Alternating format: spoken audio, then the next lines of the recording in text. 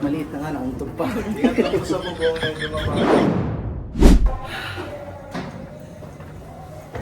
Hingal portion na. Mga ka-diary, nandito po ako ngayon sa Ocampo Pagoda Mansion sa Quiapo, Maynila. Itinayo po ito mula 1936 hanggang 1941. Kinumison po ni Don Jose Marian Ocampo, isang abogado at real estate magnate, ang pagpapatayo ng mansyon na ito. Ang tatlong palapag na mansyon ay inspired sa fascination ni Ginoong Ocampo sa Japanese culture at architecture. Isa pong hiyas na maituturing ang Ocampo Pagoda, patunay sa mayamang kasaysayan at kultura ng Maynila at pamana ng ating lahi. Ayan, nakita na yung simbahan ng San Sebastian. Ito naman yung mga trusses, yung parang mga braces na sumusuporta sa building. Pasukin natin. Wow.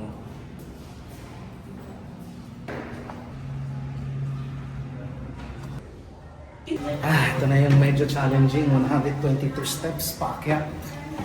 Sabi ng mga marshals, lahat daw ng parts at mga makikita mo dito sa loob ay lahat original. Hingal portion na.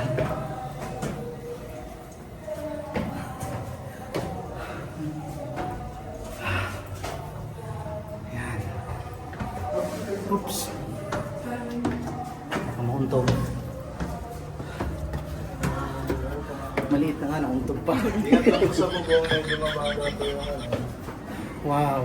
Yan, mas kita na yung San Sebastian Church. Hingal talaga. Yun o. Close pa natin. Yun. San Sebastian Church. Kita rin yung MLQ University. Diyan po yung original na site ng MLQ University. There. Ito naman yung mini museum o gallery para mas makilala pa natin lalo ang bahay o yung mansyon at ang pamilya Ocampo. Mga anak ni Don Jose Ocampo kasama yung kanilang mga yaya.